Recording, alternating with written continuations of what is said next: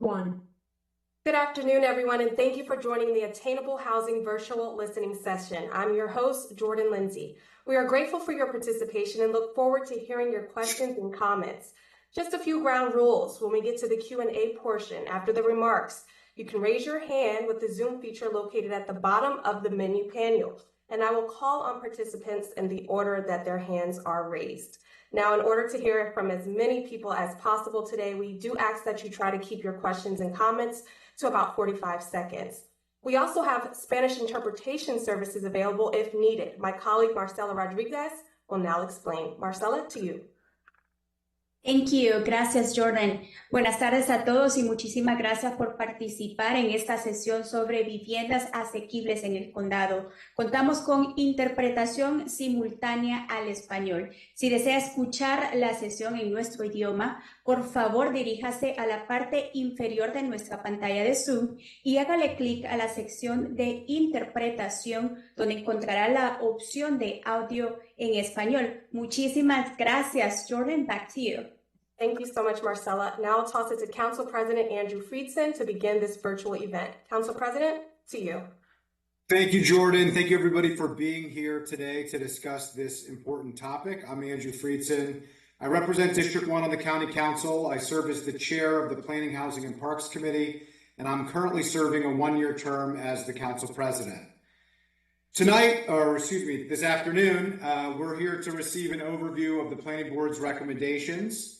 Director Sartori will share a brief PowerPoint presentation, and then we'll open up the floor to questions and comments. A lot of people have asked about the process, specifically what the process at the Council will be now that we've received these recommendations from the Planning Board. These recommendations were transmitted to the Council this past spring after working on attainable housing strategies for a few years. The Planning, Housing, and Parks Committee held 3 briefings over the summer on the recommendations, and the goal was for the Council and residents to have time to learn about them and to not rush the process.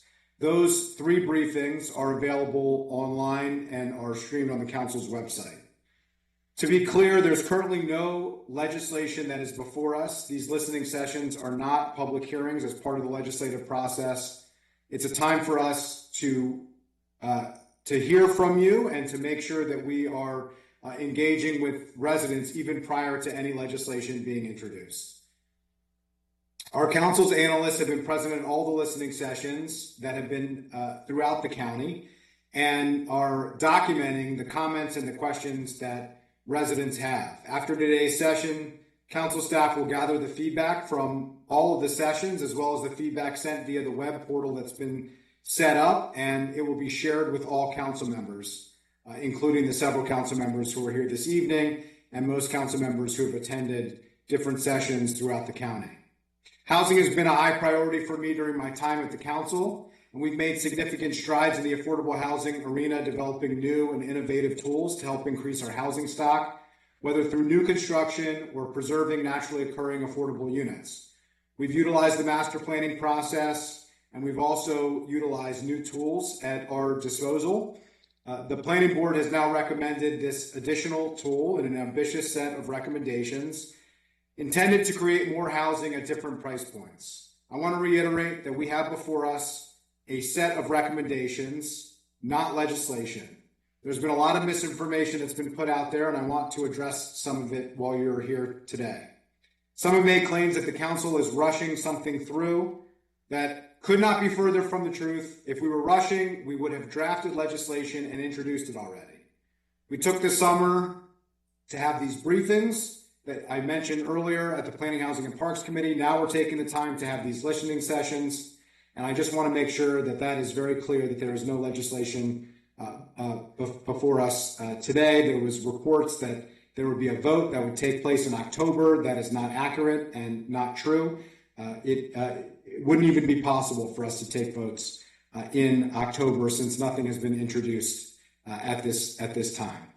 When something is introduced, if something is introduced, there is a 30-day period at minimum before public hearings would take place, and then it would go through the entire legislative process, including committee work sessions and council work sessions, all of which are streamed live. I hope this afternoon we can agree to have a thoughtful and respectful discussion. Would appreciate everybody's commitment to that. And in order to leave as much time as possible for your feedback, I'll now turn the mic over to the council's at-large members at the in-person listening sessions. Many of the district council members joined and said a few words. For this listening session, which is countywide, you'll hear from your 4 at-large council members. With that, let me turn it over first to Councilmember Glass. Well, thank you very much, Council President Friedson. I appreciate you having these conversations all across the county and virtually. My staff and I have attended all of the meetings, and we have been listening to residents about how best to create and provide more housing for our kids and our grandkids. And so I appreciate the respectful way in which all residents have been engaging in this conversation. I look forward to the questions and comments that come out of this virtual session today. And really just want to say I appreciate the civility that Montgomery County residents are providing and the way that we engage in this incredibly important conversation. And for those of you who are Jewish, I just want to say Shana Tova and look forward to a sweet and happy new year. Thank you, Mr. President. Thank you, Councilmember Glass. Let me turn it over to Councilmember Juanda, who also serves on the Planning, Housing, and Parks Committee with me and Councilmember Fanny Gonzalez. Thank you, Council President. The opportunity to be here and share brief remarks. Thank you for everyone for joining today, virtually and in person. My staff and I have been at all of the sessions as well, and I appreciate all the community engagement. As hopefully you know, I'm deeply committed to advancing multiple strategies for more housing opportunities, particularly affordable housing, renter protections, and rent stabilization. I'm proud of the work that we've done on the council to this point, but we also need to explore other opportunities for innovative solutions like social housing and modular housing. I often talk about the 3 Ps, and my colleagues know this, particularly on the Planning, Housing, Parks Committee. Protecting our current residents from displacement, preserving existing affordable housing, and producing more housing types and options at different prices to meet the needs of our community. I know everyone on this call knows I'm concerned, can my kids live here when they get older? My oldest being 13 now. I'm also deeply committed to hearing the views of our residents. In this process over the last several weeks, in several years really, we've received hundreds, if not thousands of messages, very heartfelt messages from residents concerned about these proposals from the Planning Board. I really appreciate the Council President laying out that there is nothing introduced and there's nothing before us. This is a part of the process to gain information from the community and diverse perspectives, and then see if and how and when we move forward with anything. If I had more time, I'd share that I understand some of the concerns about character of neighborhood, infrastructure, many of the things that are heard. I'm sure some of the things we'll hear today and some maybe I haven't heard. I appreciate the in-depth and well-researched concerns folks have sent in to my office and I'm sure to my colleagues' offices. For me, the most critical thing out of this whole thing as we move forward is that the public sector, us, we must be on the same page about achieving affordable housing for our residents. And building market rate housing alone won't get it done. This proposal in any form won't be the whole solution. So we want to hear from you and make sure we have full, complete solutions. So thank you. You've been heard. You will be heard today. And this is the beginning, not and nowhere near the end of the process. So thank you very much and look forward to the discussion today. Thank you, Councilmember Juanda. Let me turn it to Councilmember Albanese. Well, good afternoon, everyone. As Councilmember Juanda just mentioned, we have heard there are hundreds of you on this Zoom. There have been thousands of you that have participated in these listening sessions and tens of thousands of residents that have weighed in on this critically important issue. And I know all of my colleagues and I agree that that is not a good thing. That is a great thing because we are stronger as a community when we hear your voices and we collaborate and have meaningful dialogue such as we're going to have this afternoon on tackling what I think most reasonable people can agree is a challenging issue.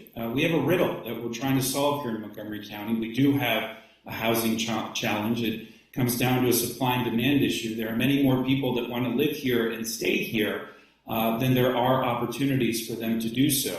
But we also have to balance that with wanting to make sure that we don't impact the very quality of life that people signed up to live here for and want to continue to come here for in the first place. There has to be a balance, and we can't create more problems than we're trying to solve through legislation that we are considering. I appreciate that we are taking a slow and methodical approach to this very important piece of legislation that, as the council president mentioned, has not been introduced, and there's still much that needs to be done before it is introduced. And even if and when something is introduced, I believe we will need an especially long runway to have a meaningful and thoughtful conversation. So I want to thank everybody on this call for being here, the planning staff. I look forward to actively engaging in this conversation and discussion. And I do believe that in this case, slow and steady is going to win the race. Thank you very much. I turn it back to you, Mr. Council President. Thank you, Councilmember Albornoz. Let me turn it finally to Councilmember Sales. And good afternoon, everyone. Thank you, President Friedson and Director Sartori, for your ongoing efforts to keep the community central to these deliberations that we are having. I also want to start by thanking everyone who has taken the time to attend today's session and all of the previous in-person sessions. My staff has been present at each of the previous listening sessions, and they are also present on this recording today with any questions or additional concerns that may be communicated to better inform any decisions that we make as a council. And as the president stated in his remarks, these deliberations don't happen behind closed doors. They are all recorded, and we welcome your input even after today. So I'm glad to see so many people with us. I do want to be brief so that we can get to the discussion, but we know that we are in the midst of a housing crisis. Governor Moore passed a housing bill just this most recent session. Since I've been on the council, I've been working with my colleagues to pass legislation to increase the amount of affordable housing that we can add to the supply of housing. We've passed legislation to help our nonprofits, like our faith communities, also contribute to our low housing supply. And so I'm glad that we are looking at all sorts of recommendations to ensure access and affordability are central to any solutions that we propose. But as Councilmember Friedson mentioned, these are only non-binding recommendations from the Planning Board.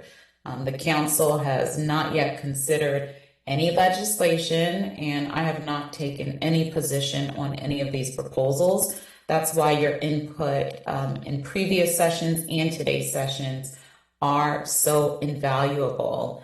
And so there is no immediate pressure for a decision. And again, I want to thank everyone for being here today, and please don't hesitate to reach out to our office should you have any remaining questions or concerns following this listening session. Thank you, Mr. President. I yield. Thank you, Councilmember Sales. Thank you to the at-large council members for joining. Also want to acknowledge Council Vice President Kate Stewart is on the call. Councilmember Natalie Fana-Gonzalez, who represents District 6 and is a member of the Planning, Housing, and Parks Committee as well. And we also have Chris Wilhelm on behalf of Councilmember Kristen Mink, Wafa Jawad on behalf of Councilmember Marilyn Balcom, Lori Edberg on behalf of Councilmember Sidney Katz. And I just want to acknowledge and appreciate so many local elected officials from municipalities across Montgomery County who've joined us, homeowners association and civic organization leaders who are here today. There's too many to name, but we appreciate you joining us and being here today and for your ongoing engagement on this issue and on these issues moving forward. With that, let me turn it over to Chair of the Planning Board, Artie Harris, and to Planning Director Jason Sartori. They will briefly walk through what we're here today to talk about with the recommendations that they have sent to the council, and then we'll get to the questions and comments, which is the real reason why we're here. Yeah, thank you, Council President Friedson, and good afternoon. I'm Artie Harris, Chair of the Montgomery County Planning Board, and I'm happy to be here today to highlight the importance of this effort, which we've called Attainable Housing Strategies Initiative. The Planning Board and the Planning Department's efforts on attainable housing began in March 2021 when the Council sent us requests to consider and recommend, and I quote, zoning reforms that would allow greater opportunities for missing middle housing in Montgomery County, unquote. Missing middle refers to a range of building types that are compatible in scale, form, and construction with single-family homes, but include multiple housing units. The Council's request suggested that the Board transmit its recommendations within 2 months. We began our effort, which became known as the Attainable Housing Strategies Initiative. The Planning Board identified 3 goals to guide our work. First, to increase opportunities to meet the county's diverse housing supply needs. Second, to unravel the exclusionary aspects of the county's single-family residential zones. And lastly, to create more opportunities for home ownership for more households in more parts of the county. The resulting recommended strategies reflect our approach to actualize these goals. This June, after more than 3 years of engagement, research, analysis, and policy debate, the Board approved and transmitted to the County Council its Attainable Housing Strategies recommendations. This collection of recommended steps helps to achieve the vision established in our general plan, Thrive Montgomery 2050, for corridor-focused growth and increasing the diversity of housing options in the county. It will also help address the significant and growing housing shortage in our county. I'll now turn it over to our Planning Director, Jason Sartori, to go through the recommended strategies. Thank you. Thank you, Chair Harris, and also thank you to President Friedson for helping us have all of these listening sessions over the last few weeks. I'm Jason Sartori. I'm the Director of the county's Planning Department, and I thank you all for taking time out of your day to join us here in this virtual listening session. As I begin, I want to talk through some of the data that underlie the recommendations that the Planning Board made. This first graph that you see shows the average size of a single-family detached home by decade built. You can see that those built in the 1950s averaged 1,567 square feet.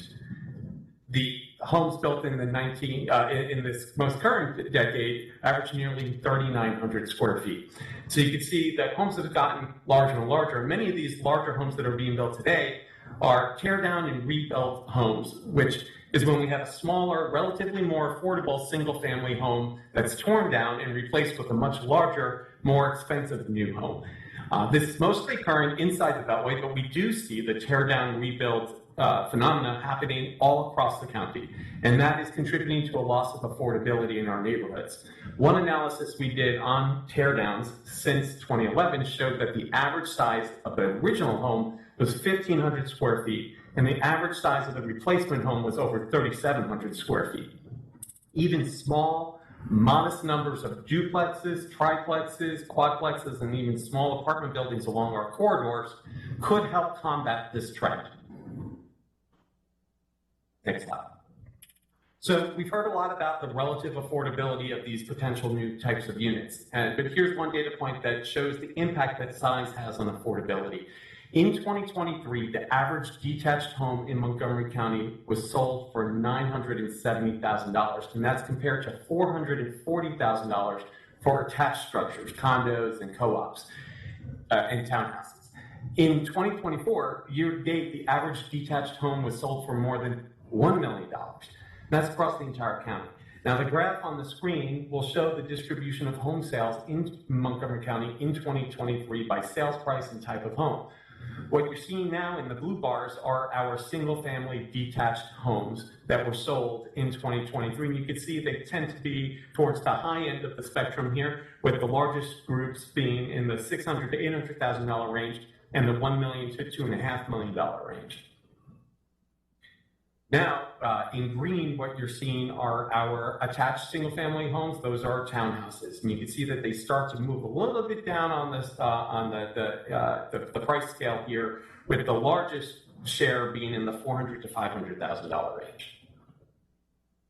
And lastly, we have our condos and co-ops, which tend to be smaller in multifamily structures. The largest share here is in the $200,000 to $300,000 range. So you can see the impact that size and whether or not a home is detached or attached those have on sales price. Next slide. So now I'd like to talk a little bit about how our neighborhoods have changed over the last few decades in terms of how affordable they are or attainable they are, and how they are becoming more and more exclusive. So as an example, I'm going to use the 20910 zip code, which is mostly downtown Silver Spring, but it includes some of the surrounding neighborhoods as well. So if you take a look at the typical home in that zip code in the year 2000, and you inflated the value of that home from 2000 to 2022 dollars, the value of that home would be $351,000 today. But in reality, the new typical home in that zip code is valued, the median value of a home in that zip code today is $692,000, nearly $700,000, nearly twice as much as what the home from 2000 would be valued today. So what does it mean in terms of how much income you need to be able to afford one of those homes? The typical home from 2000 today, you would need $78,000 in annual income to afford that typical home. But the actual typical home from today, you need about twice as much income in household income, $154,000 to be able to afford that home. That's almost $700,000. In terms of who can afford that, if you take a look at all of our county households, that typical home from 2000, 2/3 of our county households could afford to live in that typical home in 20910. But in reality today, it's less than 40%. Only 38% of our households in the county can afford the typical home in the 20910 zip code today. And what we're seeing here is something we've seen in every single zip code, every single neighborhood across the county. And it varies. Sometimes it's a little bit larger, sometimes it's not as big of a change. But we are seeing that every single neighborhood is becoming more and more difficult for people to be able to afford, for households to be able to afford. They're becoming more exclusive.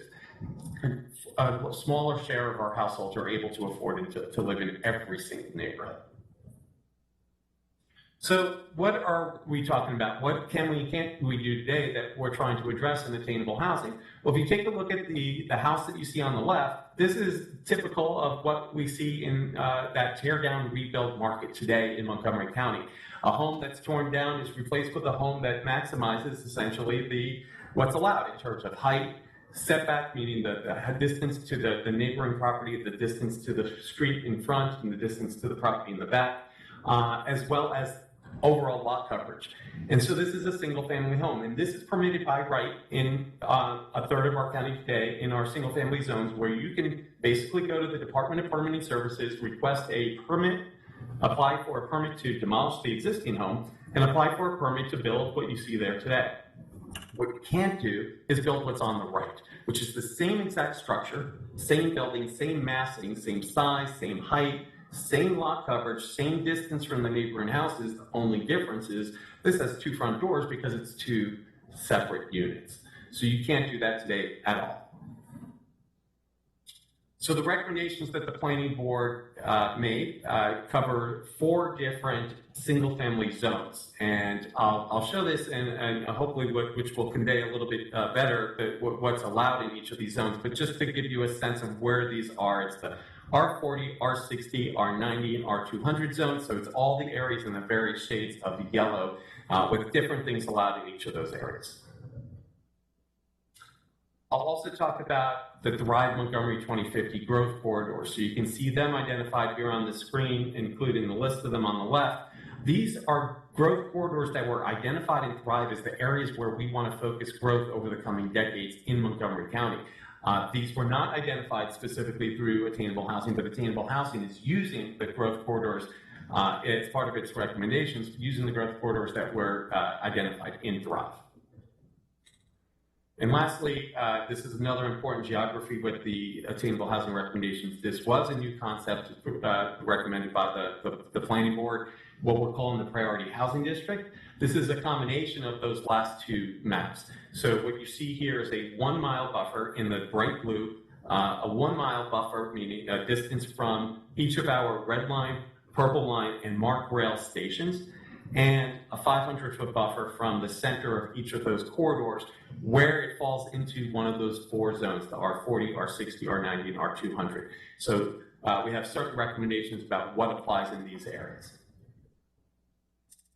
Ultimately, the Planning Board recommended 3 different scales with 3 different recommended approaches and 3 different geographic targets. I'm going to talk in more detail about small scale today, but just to real quickly highlight the medium and large scale, these are both focused along those derived growth corridors.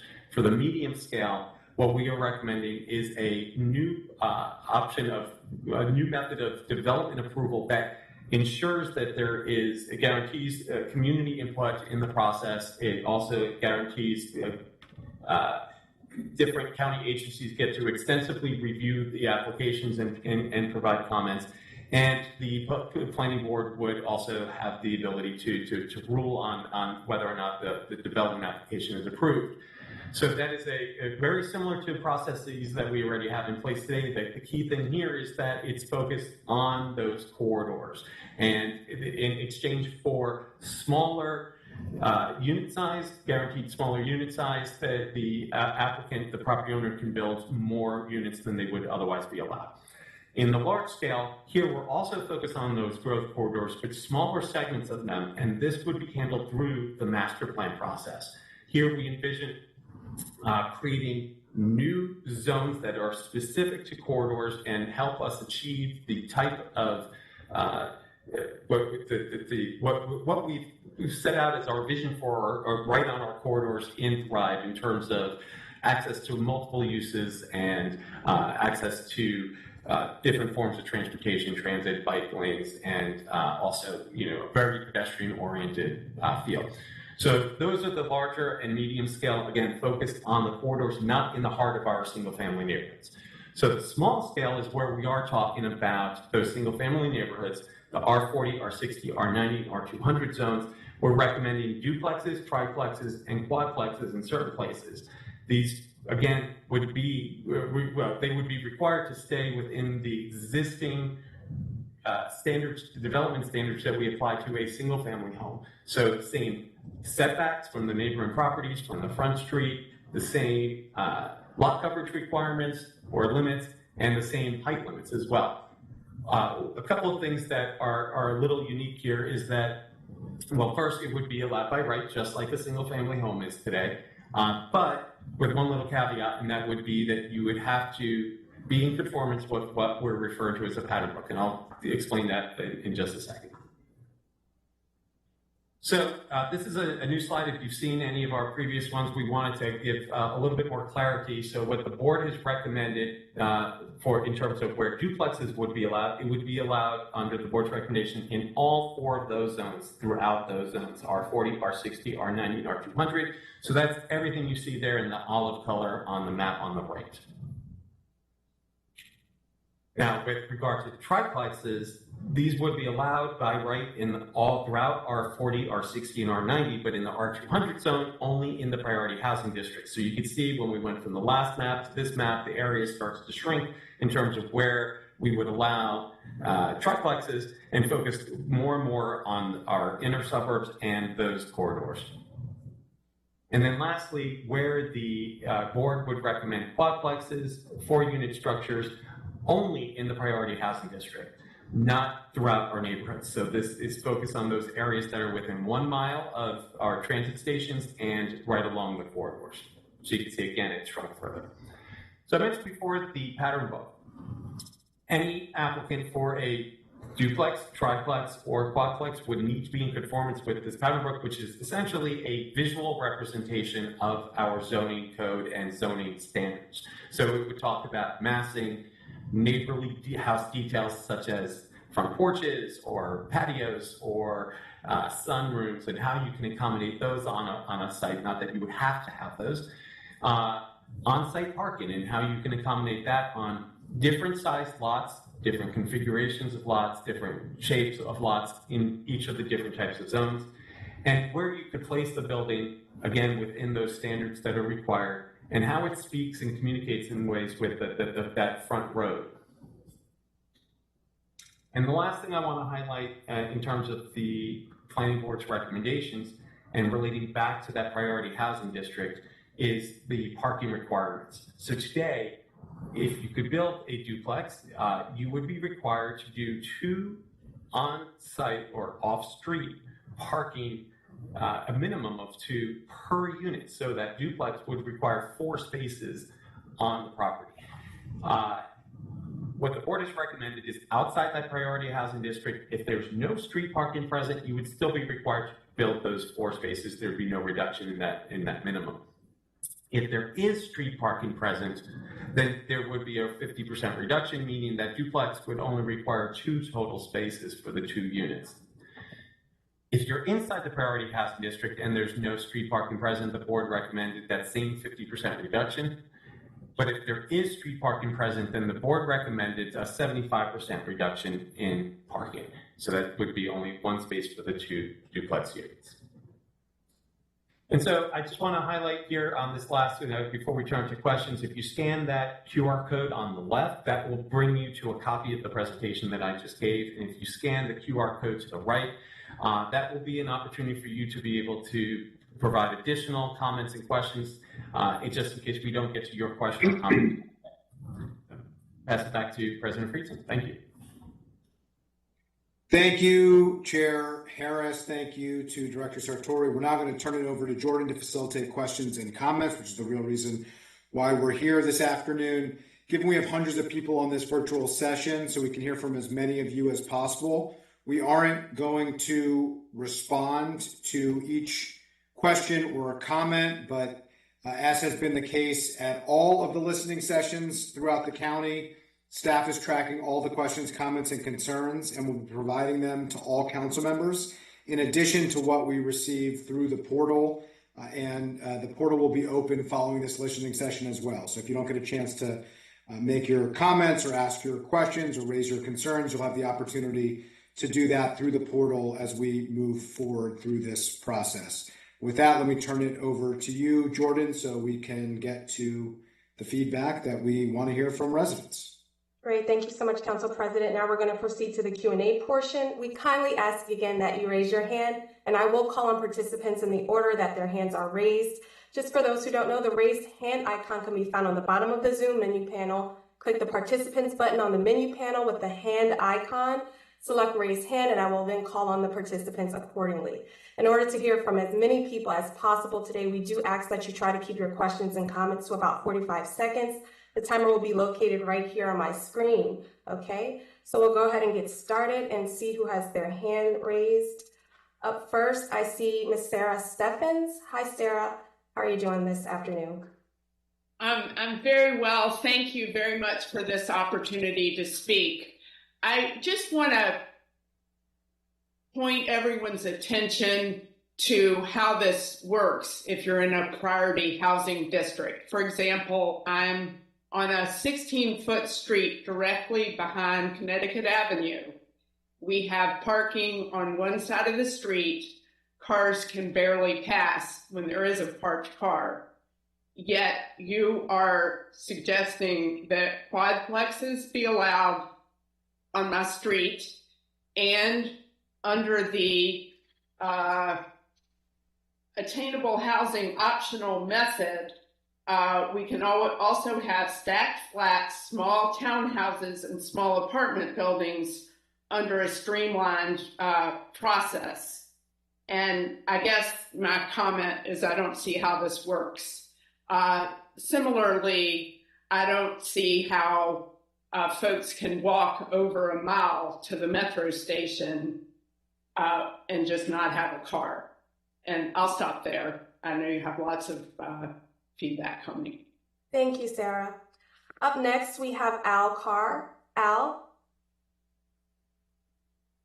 Good afternoon. Thank you so much for holding these sessions. I live in Kensington, and I ride the MARC train into work every day. And I also ride Metro every day. And one of these things is not like the other. So in Kensington, we have 7 trains in the morning, 7 trains back at night. It is unidirectional. There is one place that you can board the train with 2 doors. The conductor comes down with a little yellow stool. You have to climb onto the stool and climb up the steps. There are about 100 riders per day. And it's not the same as Metro, with Metro having 6 and 8 car trains coming every 6 minutes, every 8 minutes, many, many wide doors. So I would love to at some point get an explanation of the logic. I understand the concept of putting density near transit, but what I don't understand is the logic of treating all transit the same, saying that MARC is identical to Metro, is identical to the Purple Line. It would be my dream if we were to quadruple MARC service, but even if that happens, it still would not be anywhere close to Metro. Garrett Park even has a fraction of the ridership of Kensington. So that is my comment, looking for some intellectual honesty in the plan. Thank you, Al. Up next, we have Ryan Murphy. Hi, thank you. So I'm here today to express my strong support for the Attainable Housing Strategies proposal, and I wish that they went even further. I'm a single-family homeowner in Rockville that welcomes rather than fears having more neighbors. I believe that people not fortunate enough to afford a single-family home in Montgomery County should still have the opportunity to live here. In addition to making housing more affordable, any exclusionary zoning would help grow the tax base and also reduce carbon emissions by reducing sprawl and reliance on cars. I know you've been hearing from a lot of folks that are afraid of change and either out of ignorance or selfishness think a duplex will somehow ruin their lives. However, objective surveys show that these folks are in the minority. More importantly, what no survey or community meeting can capture is the voices of those that want to live here but currently can't afford to. I know some folks on the council mentioned balancing the need to make it more affordable for people to have somewhere to live with concerns about neighborhood character. And frankly, I think it's absurd to even put those concerns in the same ballpark. It's more important for people to be able to afford to have homes. Therefore, I think it is important for the future of this region and for Montgomery County to pursue the attainable housing strategies. Thank you. Great, thank you, Ryan. Up next, we have Liz Purcell. Thank you. My name is Liz Purcell. I am a member of River Road Unitarian Universalist Congregation in Bethesda, as well as Action in Montgomery. My eldest daughter has developmental disabilities, is on the autism spectrum, and does not speak. For most of her life, my husband and I have worried about where she would live when we could no longer care for her. After waiting 10 years, she received a housing voucher from Housing Opportunities Commission. It was then that I realized how dire the housing situation is in Montgomery County for people with minimal incomes. While my daughter is now settled in her own apartment, this experience deeply motivated me to make sure the supply of attainable housing in our county is significantly increased. Thank you. Great, thank you, Liz. Up next, we have Stacy W. Hi, Stacy. Yeah. Hi, all. My name is Stacy Wells. I'm a current resident of Rockville. I have been Maryland, Montgomery County, born and raised. I am in support of the majority of these proposals to increase the supply of attainable housing. As a 27-year-old, this area has become increasingly expensive and cost prohibitive, and I actually plan to leave the area within the next few years. Even though I've lived here for my entire life, I don't expect to be able to own a home here in the future, and I don't expect many of my peers to be able to own a home as well. So I do support most of the proposals. I do just want to say that I think keeping in mind parking and the need for cars in this area is important as you do plan those proposals. Thank you. Great, thank you, Stacy. Up next, we have Josh Silver. Hi, Josh.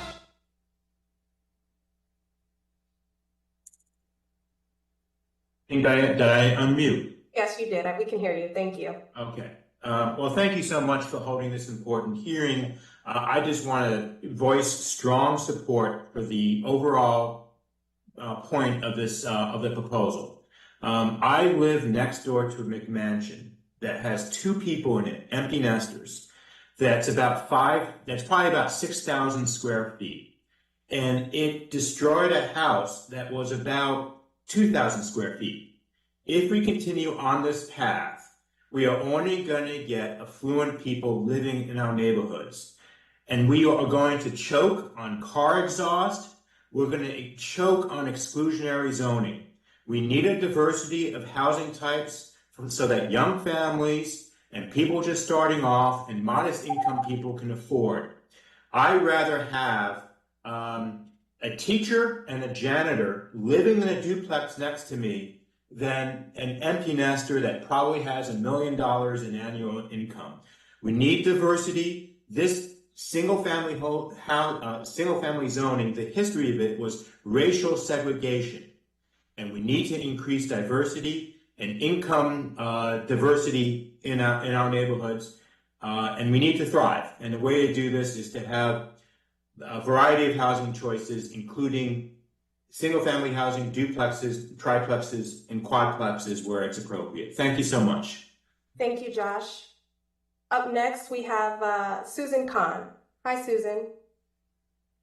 Hi, my name is Susan Kahn from the Village of Martin's Additions in Chevy Chase. Why don't you work with residents across the county to create a plan for affordable housing? This deceptive plan that I oppose does a bait and switch by saying we have an affordable housing crisis, but coming up with an attainable housing plan that lacks studies of local impacts, and that's a giveaway to developers. They'll profit on building high-income housing on prime real estate while residents bear the infrastructure costs and environmental impact. The costs for better water and sewer lines, schools, roads, and drainage from more runoff will be borne by residents whose taxes will skyrocket and by municipalities that may go bankrupt in the process. This plan breaks the bonds of neighbor to neighbor by reducing our input about what happens in our areas and causing us to be displaced. Why not work with county residents to create a genuine plan for affordable housing? Thank you.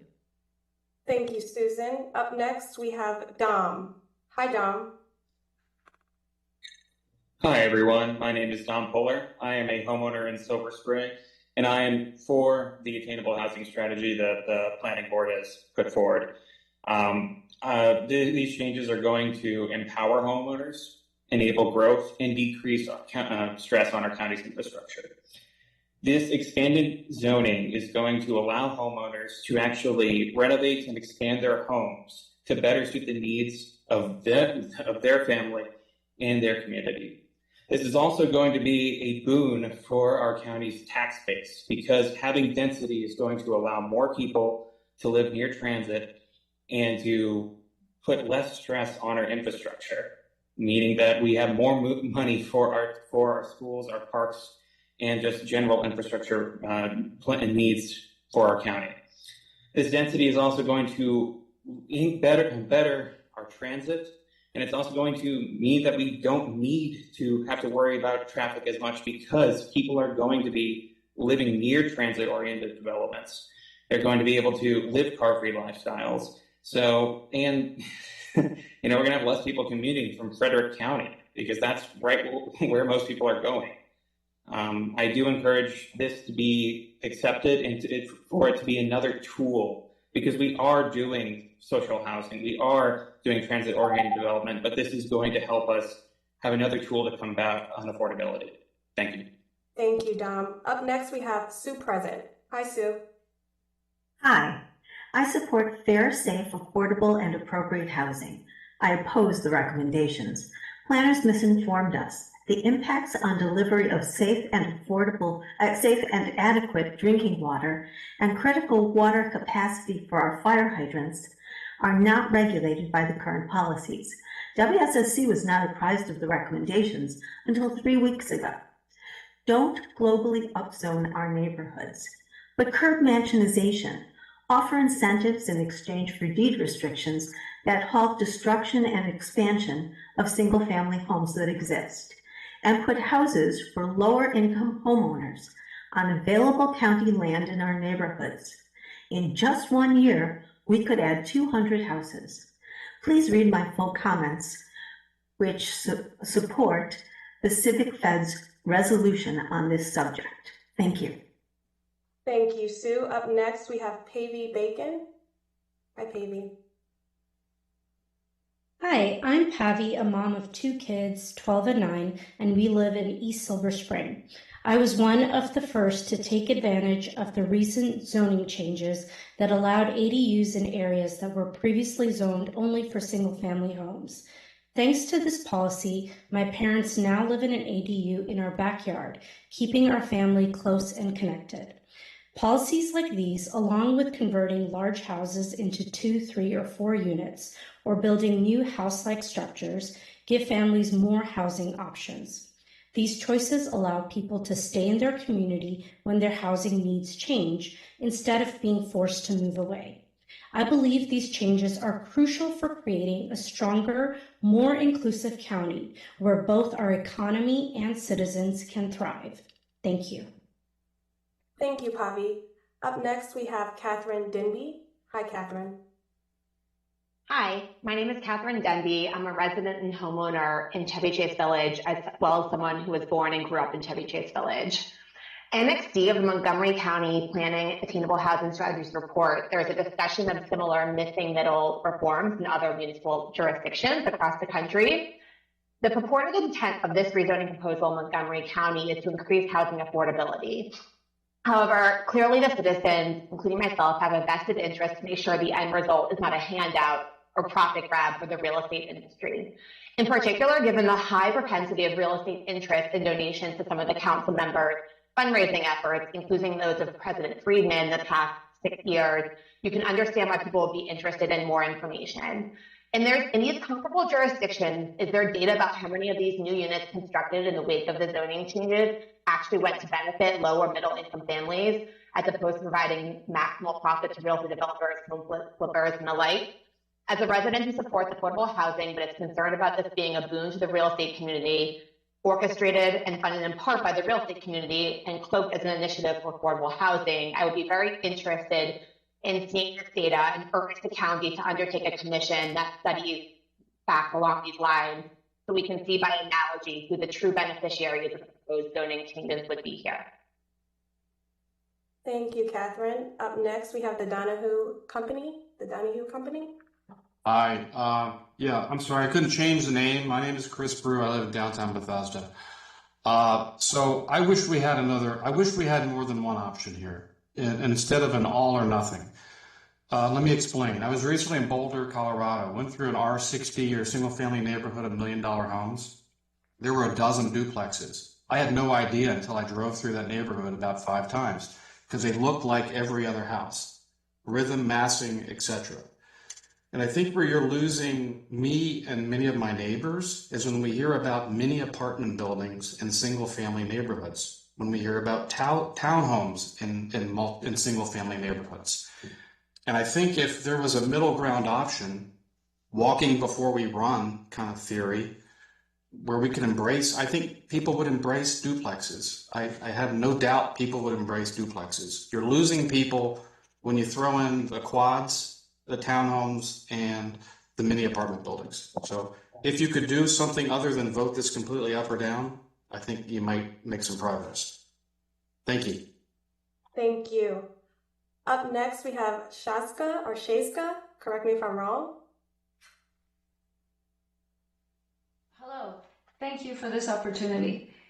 I think the majority of people who are unhappy with this proposal are absolutely in favor of affordable housing and want to address the problems that people have to find housing that they can afford in our county. The problem that people have with this plan is that the Attainable Housing Plan is market-based. So at its heart, what it's about, all you're saying is, we're going to create smaller units that cost less. That's all it is. Now tell people, either a family with 2 spouses or single parents with children, how are they going to squeeze into a 1 or 2 bedroom condo that's in a quadplex in the middle of a residential neighborhood? It doesn't work. The firefighter who was referred to at the Bethesda Chevy Chase meeting last week was cited as moving to Frederick because that person could not find a home, a single family home in Montgomery County. That firefighter is not going to take their budget of $700,000 and find a home comparable in Montgomery County with this plan. They'll get a 1 to 2 bedroom condo because this is market priced. And so by equating those who are unhappy with this proposal as being opposed to affordable housing is unfair and not accurate. Now, thank you, Shasta. Thank you so much. I'm so sorry. No, and go to 3600 Walsh Street. Okay, thank you. Up next, we have Melinda Power. Hi, Melinda. Thank you. I'm not opposed to expansive zoning in principle, but I am opposed to doing so without substantial infrastructure investments to address the needs this is going to create. As the owner of a home in East Bethesda, I've seen firsthand how the infrastructure is not kept up with the development despite plans that are supposed to address this. When my kid was in first grade, there were 38 kids in my son's first grade class by the second week of school, but there was no opportunity to add another classroom because there simply wasn't the space in the building. Similarly, the bigger footprint of the new homes in the area and the requirement for dry wells for runoff means the soil is always waterlogged. My street regularly floods, the sewer system is overwhelmed, my neighbor's basements flood. Adding more large footprints and more hard surfaces for parking means that this is going to increase. Our road isn't wide enough for 2 cars to pass. Adding more cars is going to require making streets one way. And the off-street parking really needs to be linked to frontage, because right now adding more cars than available is the current kind of proposal here is going to have more cars than off-street parking is available. And finally, walkability and bikeability in Bethesda has not improved, but has in fact deteriorated with the loss of the trail. And the increased population density that we have is just increasing congestion. So Bethesda is kind of an example of if infrastructure doesn't leave, this increased density isn't working quite as well as it could. Thank you. Thank you, Melinda. Thank you. Up next, we have Roy. Hi, Roy. Hello. Thank you for taking my call. First of all, I want to thank everybody who's attempting to address this really serious problem. I wanted to just make an observation. Sometime at the end of May, there was a report produced by the Policy Task Force for Accessory Dwelling Units. It was presented to Governor Westmore. And there were 2 items that caught my attention. One was that the housing shortage in Maryland is now at 96,000 units. And every year, the growth rate is 5,600 a year. Now, at the beginning of this meeting, a number of people introduced themselves and spoke. And they said things like, there is nothing before us. This is the beginning and not the end. Slow and steady is going to win the race. There is no immediate pressure for a decision. 5,600 units a year is the shortfall. Over the 3 years it's taken to produce this report, that amounts to 16,800. So how is it not urgent? And how is this small attempt to produce, let's say, 200 additional units a year going to do anything? But I know people are going to say every little Roy, I'm so sorry, but your time is up. But thank you so much for your comment. How this really addresses the larger problem. Thank you. Up next, we have Ross Hamilton. Hi, Ross. Hi, everyone. Thank you for taking time to host these listening sessions. I just thought I would add some quick commentary as a recent resident of Bethesda, Maryland. I live in Wood Acres. One of the reasons I ended up here is having lived in Arlington for years, we couldn't find single family homes in Arlington that were affordable. One of the reasons was that the quote starter homes were being purchased by developers for prices that were in far excess of what anybody else would pay for those properties. I do worry that while we're trying to make housing more affordable, that we're actually going to reduce our affordable single family home stock as a result of this.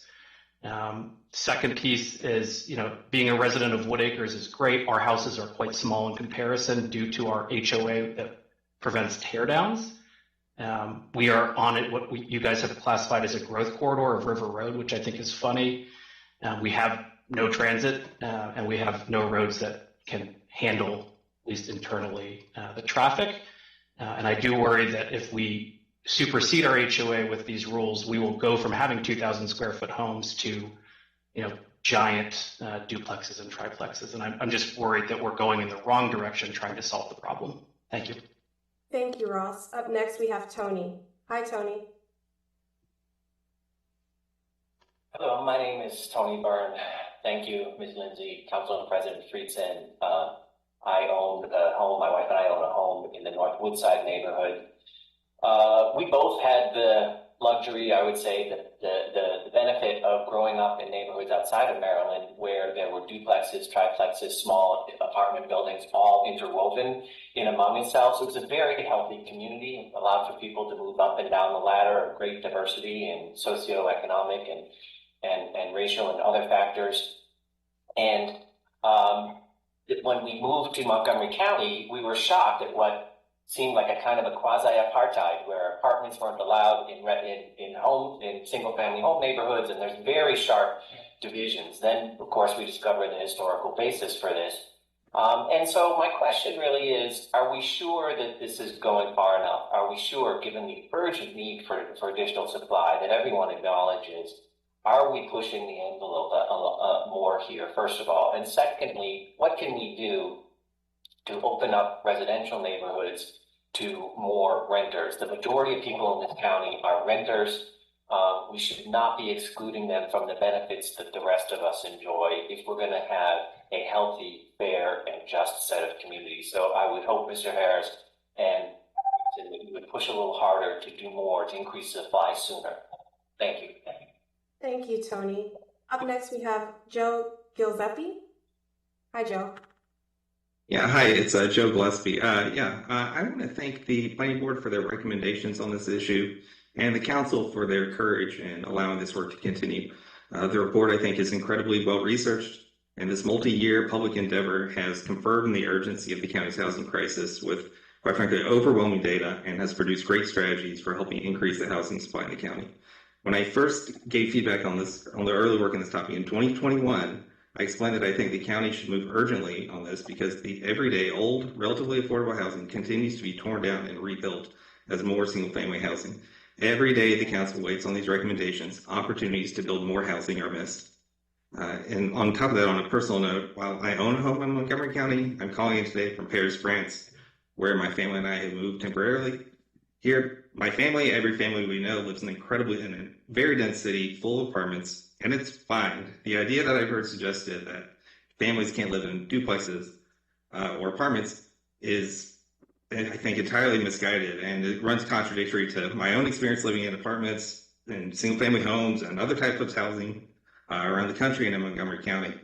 And so I know while legislation isn't pending today, I urge the council to take action now, and we all need to do our part to increase the housing supply. Thank you. Thank you, Joe. Up next, we have Housing Unlimited. Good afternoon. Good afternoon. This is Abe Shuckman with Housing Unlimited. I've been an affordable housing developer here in Montgomery County for the past 30 years. And I want to applaud Council President Friedson and the entire County Council for their unprecedented commitment to affordable housing in recent years.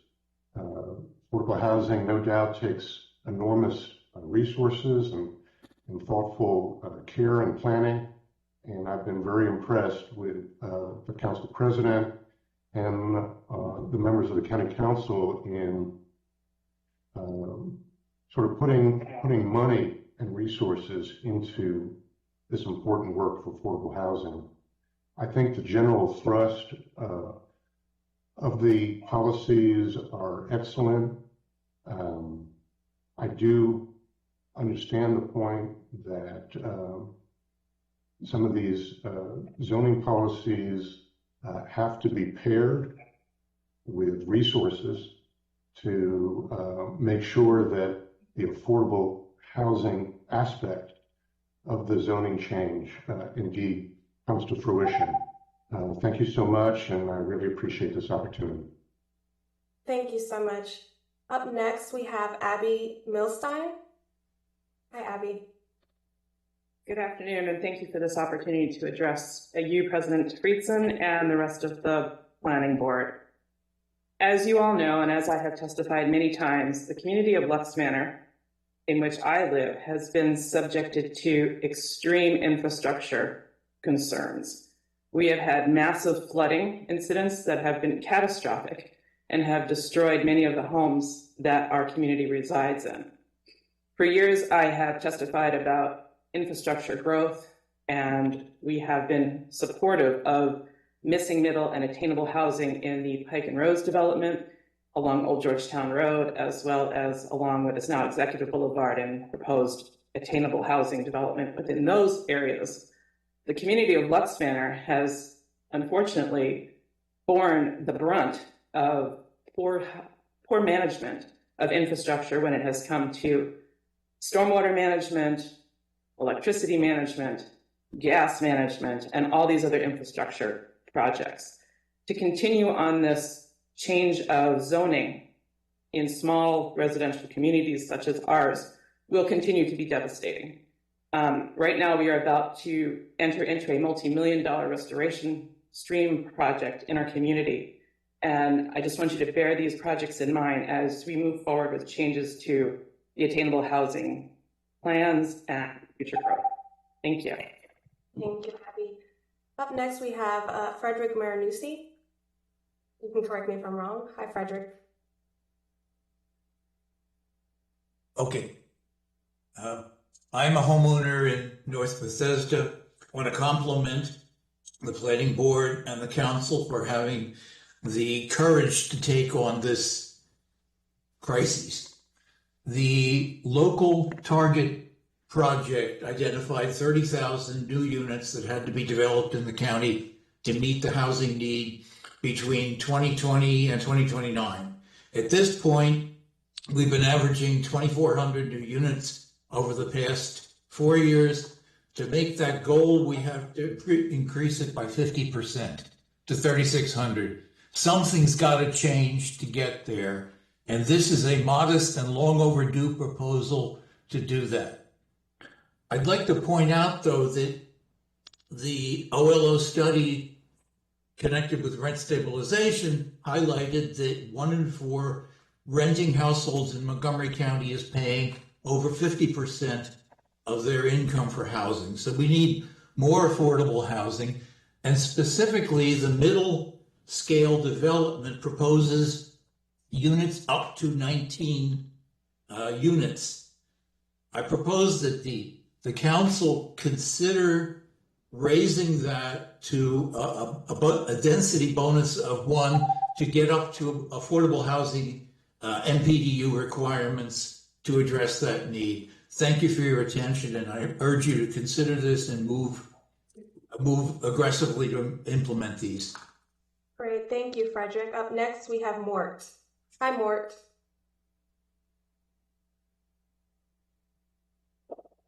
Do we have Mort next? I see your hand raised. I'll give you a few seconds to come on. Mort?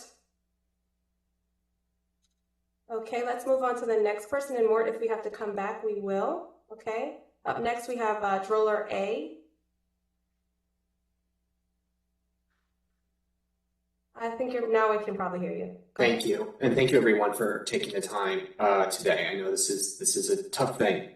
I oppose the plan in its current form because I think it doesn't take into account individual communities and the different infrastructure challenges that and individual communities have. And a lot of people have already spoken to this. So I live in South Four Corners. This is one of those neighborhoods that has a lot of very small old houses built in the 1940s and 1950s. Most people do not have garages or driveways, and we rely upon street parking.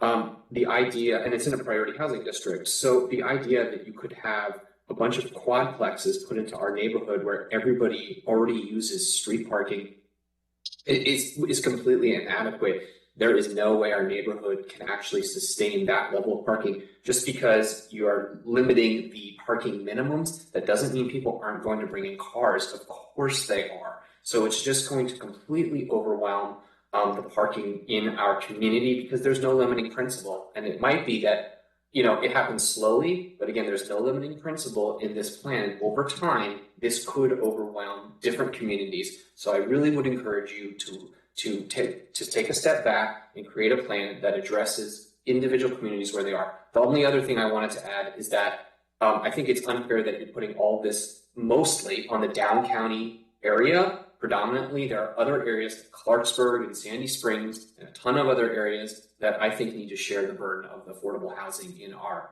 community. Thank you very much for your time. Thank you. We're going to go back to Mort. Are you able to unmute yourself? I'll give you a few seconds to do that, Mort. M-O-R-T. No? Okay, let's move on to Philly. Hi, Philly. Hello. This is my wife, Philly Sino, and I'm Dustin Summy. We're residents of Woodside Forest in Silver Spring. Like the previous speaker, it's a small community built in the 1940s with small houses, typically about 1,300 square feet plus a basement. We typically don't have garages or any off-street parking. And the gentleman said perfectly what I was going to say. I was just commenting. The main thing that I find wrong with this proposal is not the sort of idea of it. It's about it's about that there's no limiting principle. You're instituting a tragedy of the commons situation where the shared resources in the community will be converted to profit for developers, and then the residents will be left with a community that is no longer profitable to develop in because it's not desirable to live in once it's overcrowded and the infrastructure is saturated. So I very strongly hope that the council will reformulate this into something that more responsibly addresses the pressing need for affordable housing. Thank you. Thank you, Philly. Up next, we have Faye B. Hi, Faye. Hello. All right. I second many of the comments that have already been made. I'm in the Tilden Woods neighborhood, which is right next to Lux Manor. And one of the impacts we have is coming off Montrose Road. When that was changed, it changed the traffic flow in my neighborhood, especially school buses coming into the schools no longer run on roads that have double lines down the middle. We don't have sidewalks. It makes it very unsafe. So again, we don't have infrastructure that's being built, especially schools. The schools along Josiah Henson Parkway are being routed into Lux Manor. A lot of the development that is currently going on is not matched by other infrastructure development such as schools. So thank you very much for addressing this. I think the planning board has taken a very narrow view of development. Thank you. Thank you, Faye. Up next, we have Brian Cannon. Hi, Brian. Thank you. I live, I guess, in ground zero of a growth corridor. I've had 25 happy years here, and I regret to say, I'm sort of doomed by this proposal. Personally, I actually support most of what you're doing. I really encourage in the next steps a much more deliberate, granular, and coherent approach to planning the upheavals that you propose for the growth corridor neighborhoods. My neighborhood has been lucky and it's existed for 100 years as a coherent entity, but what you guys are describing in general, and Director Sartori didn't really talk about, is perhaps shoehorning relatively large buildings into existing settings without a great deal of overall rational, coherent, comprehensive planning. And it encompasses vehicle access as well as just how do you do it in a piecemeal manner. I'd much rather have my block condemned and master planned than suffer the gradual arrival of different 19-unit apartment buildings and townhouses over the next 20 years. Thank you. Thank you. Up next, we have Jacob Goldberg. Hi, Jacob. I'm Jacob Goldberg. My fiance and I just bought a home in Silver Spring this year. We're super excited about our house. We love our neighborhood. We love that we're able to build our future in this community. Last week there was an annual chili cook-off, which we're excited to participate in going forward. But one thing that we noticed during this event is that we are decades younger than all of our neighbors. The closest people in our age to our age were their kids.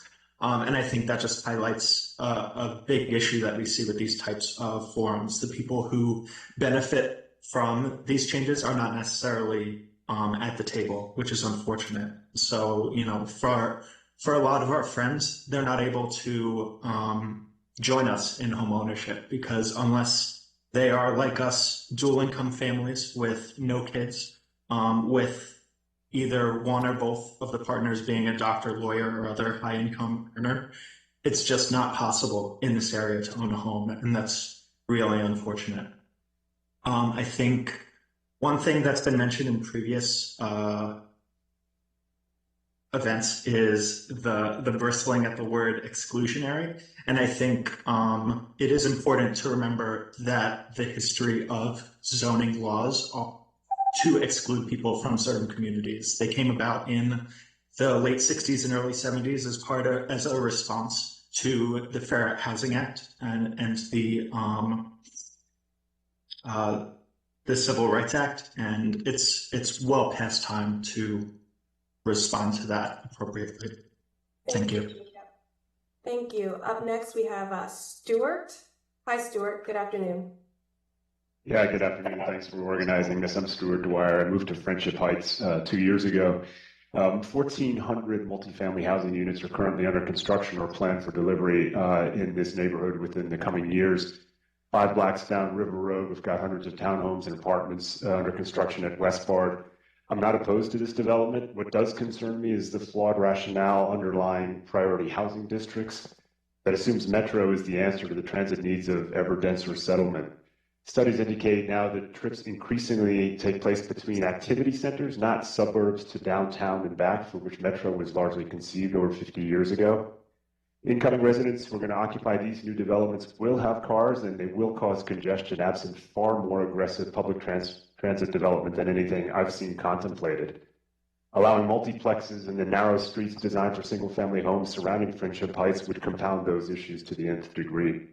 I strongly urge the council to reject or reformulate the proposals under consideration. Let's leverage infill opportunities that make sense, including office conversions, for example, and let's be aggressive about developing the world-class transit that's required as a true foundation for growth. Thank you. Thank you, Stuart. Up next, we have Melissa. Good afternoon, Melissa. Hi, my name is Melissa and I live in North Chevy Chase Village. I'm one of the young families who moved into this house after the pandemic and had to endure bidding wars and extremely high interest rates to buy our first starter home in our 40s. And now our house is zoned blue, or optional tear down, I guess, to build affordable housing optional method when I've seen in our neighborhood luxury apartments being built for more than what my house is worth, luxury townhouses right down the street for more than what my house is worth. There are many of us that are young. I'm worried about losing my house to developers after I'm one of the people that is trying, that also had to rent for thousands and thousands of dollars per month until we could afford to buy. I'm also worried about many people who moved into this neighborhood and are already not upkeeping their properties. And there's young families like me trying to move in and revive it. With this pass, are they just going to let their houses, they're going to sell to developers anyway, so they're going to let it rot? And part of the reason we were able to move in is we're on the on-ramp. Jonesbridge, Connecticut, Kensington already blocks up the second DC floods out to the freeway. How many more people are going to block our neighborhood and we're going to be locked out or locked in and unable to travel? Thank you, Melissa, for your comment. Up next, we have Teresa. Good afternoon, Teresa. Hi, thank you for letting me speak. Can you hear me? Yes. Okay, good. I live in Rock Creek Forest, and our community already has condos, already has apartments, and already has single-family homes. We are being invaded by big mansions, which I would like to stop because the smaller, more appropriately sized homes for the lots are getting torn down and McMansions are being built. But we already have all kinds of affordable housing available to us. Number one, this is important enough that should go to referendum. It's not for the planning board or the council to have the final say on this. This should be a vote by the members of Montgomery County, the residents of Montgomery County. Residents, not other people, residents of Montgomery County. Number two, what are you going to do about trees? What are you going to do about sewage? What are you going to do about trash? Those are my questions. Thank you for that, Teresa. Up next, we have AHCMC. Hello. Hello, hi. Eva Lewis. I'm the executive director for the Affordable Housing Conference of Montgomery County. I want to thank President Friedman and the council and the planning board for their initiative and their recommendations. We do support that. My organization has been in existence since 1991, where we put on a big conference every year about affordable housing. And as you all probably can guess, it has not gotten better, it has gotten worse. And so I just want to relay this. I know this was said at the top by the President Friedson. This is just one tool in the toolbox. It is not perfect. That is why they're bringing it to us right now. And I appreciate the council and the planning board for working on this. And I hope we can pass some of these initiatives in the coming future so that people can afford to live in the great county of Montgomery County. So thank you so much. Great, thank you. Up next, we have Brenda Freeman. Brenda Freeman. Good afternoon, Brenda. Hi, I hope I'm unmuted. You're on when you're muted. Okay, I am opposed to this plan as it is currently in its current form because we got into this mess based on the planning board's manufactured changes of racism based on claims that restrictive covenants that expired over 70 years ago meant that homeowners benefited from racism. Well, thank you very much, because I live in Woodside Park, which is one of the first areas to remove this covenants. But yet we are being targeted, whereas the county council is not looking at areas where outside of 20910, which is preferred by the developers because they can get more money, where they could actually build affordable housing, where you could actually address the issues of attainable housing. But you're not doing that. My second concern is what you're doing is this nonsense about trying to tell people to get out of their cars. People need cars, okay? People need cars. Your transportation system will never be adequate. So let's face the facts and deal with an issue of danger by design. Thank you. Thank you, Brenda. Up next, we have Genevieve McDowell. Hi, Genevieve. Hi, make sure I'm not muted. My name is Genevieve McDowell Owen. I've lived in North Woodside for 24 years. I own my own single family home.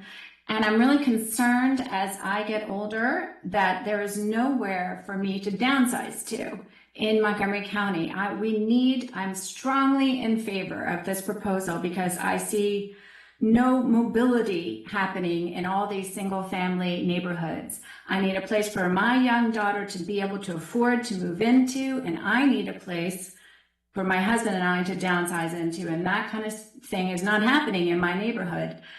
So I'd like to see more housing options in here. I'd like to be able to turn my 100-year-old bungalow into a duplex so that my daughter could live in an independent home, but nearby. I want to also acknowledge that Montgomery County is already an affordable housing leader and has increased their affordable housing, and that a lot of this is about, I like that this is about finding attainable housing, housing at all levels. We need housing from, subsidized housing, which I know that y'all are working on, all the way up to, more $500,000, $600,000, $700,000 housing. And my time is up. Oh, thank you. Thank you. Up next, we have David Woodward. Hi, David. Hey, I grew up here and I'm 29. I came with remarks prepared about how, growing up as a young person in a single family house was more difficult than growing up in a townhouse because you have less friends around you and you can't drive anywhere. But I just checked the news and, I feel like we all could use a little bit of perspective about where the real ground zero is. Bangladesh is underwater. Over 1 million people have been displaced. Those numbers are only going up in my lifetime. There are real infrastructure challenges, but I do think these changes are a step in the right direction if we're ever going to get people out of cars. Because that's, and there are interviews, you can look it up. Bangladeshis say that the reason their country's flooded is because Americans like lawns and they like SUVs. And it's true. And, I think this is a step in the right direction. Thank you. Thank you, David. Up next, we have Stephanie. Good afternoon, Stephanie. Here we go. Okay, sorry. Hi, yes, my name is Stephanie Maslowski. I wanted to thank you for this opportunity. I recently moved here from Sacramento, California to North Bethesda, and I'm actually very impressed by the Planning Board's recommendations. Wish we had more of that in Sacramento. I first wish to state that I am in favor of the Attainable Housing Initiative, and I look forward to watching it evolve. In particular, I'm strongly in favor of improved public transportation. That's one of the reasons why we moved to the North Bethesda area when we moved out here. I've reviewed and attended most of the sessions that have been discussing pros and cons with what is available, and it seems what does seem to be lacking are provisions for individual oversight of locations where a single-family home might be turned into, for example, a fourplex, which is a common concern. I don't think that's where this is going, but I think it's a possibility the way it's written. Issues that are of concern include parking, preservation of green space, infrastructure. These are older communities. There's a lot of old infrastructure, and with the increasing moisture from climate change, it just adds on pressure to those areas. It appears that if from the way things are written, it appears that a lot of an older home that's demolished, okay, thank you. Well, thank you, Stephanie. Up next, we have Tyler with AHC. Oh, I'm up. Yeah, we can. Are you able to hear me? Yes, we can hear you. Mm-hmm. Hi, so I grew up just north of Montgomery County, right on the border with Frederick County, but my grandmother lives in Montgomery County, and it's kind of always been my dream to live in Montgomery County. I'm getting married next year. My fiance and I are thinking about where we want to live, and we'd love for that to be Montgomery County, but as it stands, we simply cannot afford a home there. This kind of regulatory change would allow greater optionality for people like us who don't necessarily qualify for affordable housing, but aren't millionaires who can put a $200,000 down payment on a home to get our foot in the door in an area that we would love to call home, with great schools, great services, and things of that nature. I do agree with some comments that were made earlier, specifically by Abe Shookman, that for this to result in more affordable housing, this does need to be paired with other resources specifically targeted to affordable housing. The county does a great job of funding things like the HIF fund and the Nonprofit Preservation Fund. And more resources to things like that paired with this will lead to the affordable housing that I think many people on this call have shown support for. And I would like to point out also that nothing is predetermined just because of regulatory changes. Just because these changes go into effect does not mean a quadplex is going to be dropped right next door to you. It's not been the case in Minneapolis and other places where this has happened. So I would just encourage folks to keep an open mind and know that the regulatory changes just lead to more flexibility, but not any predetermined outcomes. Thank you. Thank you, Tyler. Up next, we have Mila Williams. Hi, Mila. Hi, I live in Bethesda. If I understand correctly, the term attainable housing refers to housing for which a mortgage would currently require a household income of something above $68,000. That's what I infer from the data that I've heard.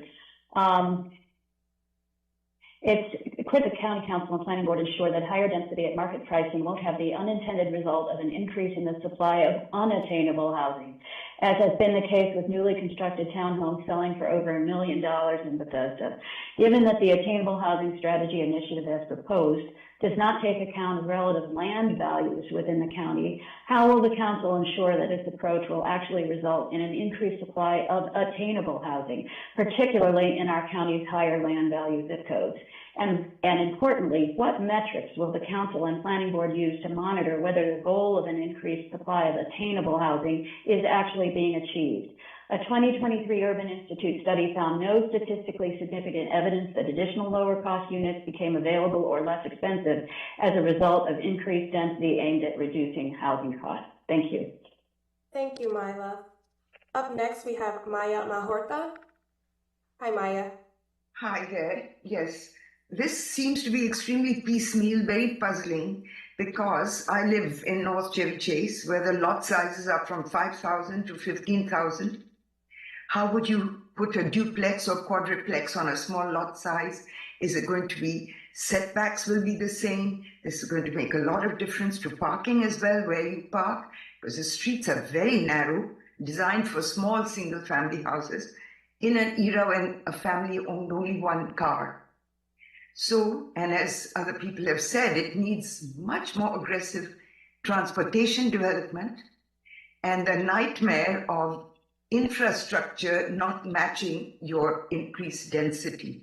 Now, I have noticed when development takes place, like on Manor Road, where one entity owned the whole lot where there were these townhouses, they have totally demolished everything so they can, in a holistic way, plan and develop.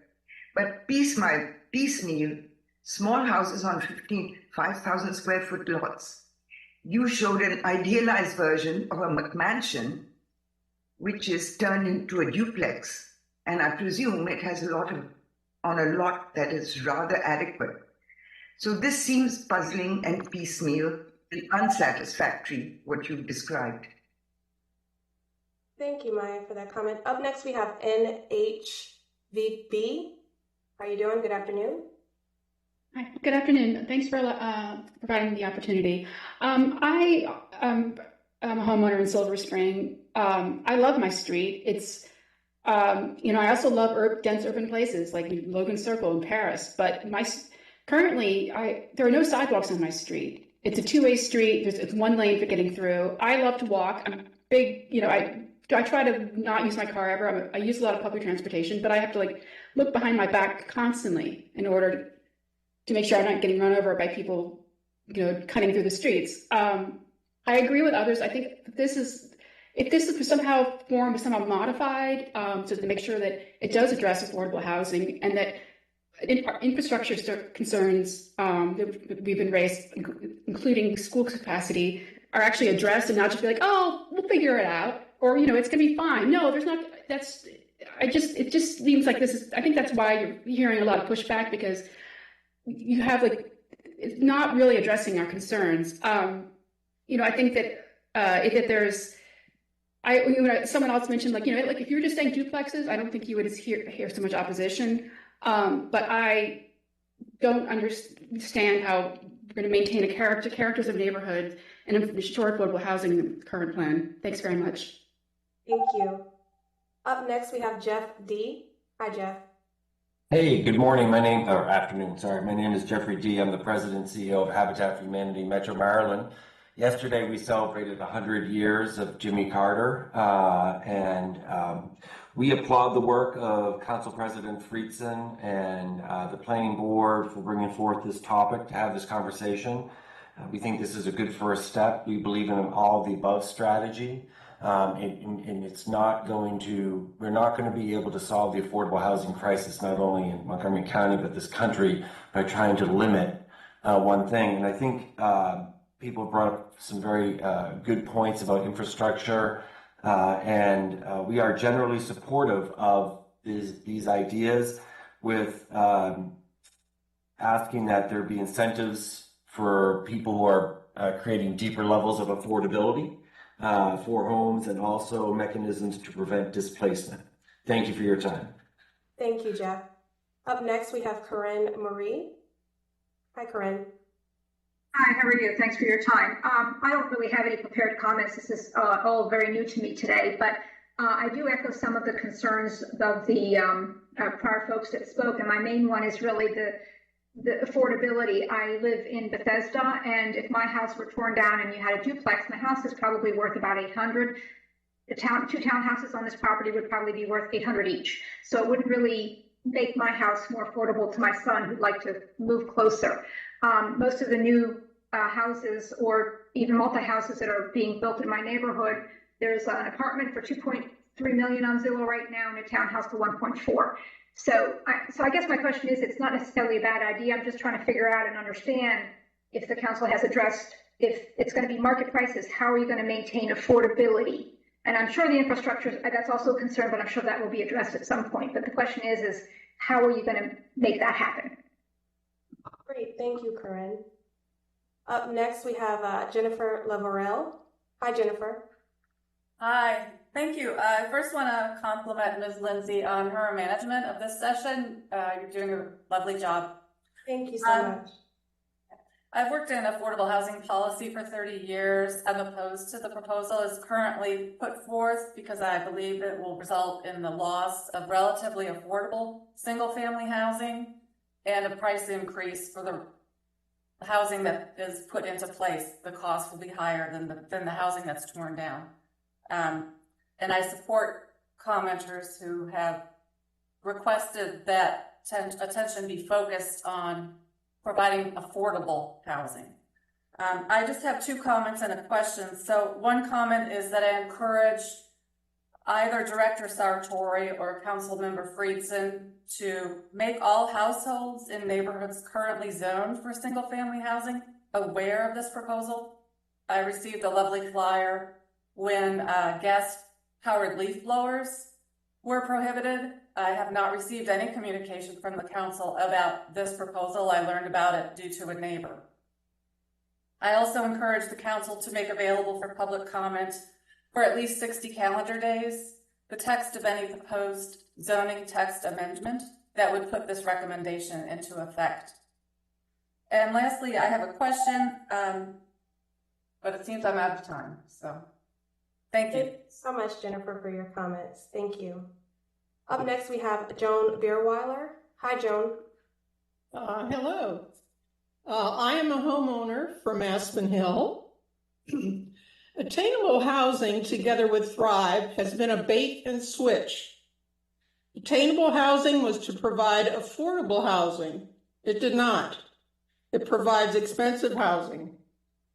Attainable housing was to provide housing opportunities for minorities. It does not. Rather than eliminating discrimination, this plan encourages exclusivity and gentrification. Attainable housing was to provide opportunities for home ownership. It does not. It will encourage speculators and private equity firms to buy properties and compete against home buyers. Attainable housing does not provide infrastructure to support the density. It will raise our property taxes to pay for the infrastructure. Attainable housing is truly a bait and switch. It is a fraud. I ask you to question who gains by this. It is not the present or future residents of Montgomery County. Thank you, Joan. Up next, we have Tracy D'Angelo. Hi, Tracy. Hi there, how are you? Thank you for this opportunity. I think in a lot of ways I am going to be echoing the sentiments of the last speaker. I feel like the whole name Attainable Housing is a sort of misleading misnomer. And this is the third session that I've either attended or listened to. I was at the one last week in Bethesda. I've listened to recordings of some of the other ones. And most of the comments I hear in favor of this, this scheme, I would call it, are people who believe that they are going to get affordable housing out of this. And that's not the case. In fact, the fact that 19-unit buildings are the largest buildings allowed in the growth corridors is sort of a cynical, vow to developers so that they don't have to develop any affordable units. And I think that's, really, really misleading the people that you think are in favor of this program. The infrastructure issues, whether it's roads, schools, green space, electrical, sewer, water, you name it, the fact that that has not addressed comprehensively in this is deeply disturbing, and to drop that wholesale on these communities, I think would be a disaster for our county. And as somebody who lives in a growth corridor on Connecticut Avenue in a historic house, I'm really confused about how you are going to deal with this in historic districts that are designated. We've bent over backwards to accommodate the county. I'm so sorry, but your time is up. Thank you so much for your comment. Thank you. Thank you. Bye.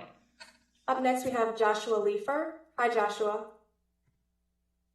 Can you hear me? Yes, we can hear you. Okay.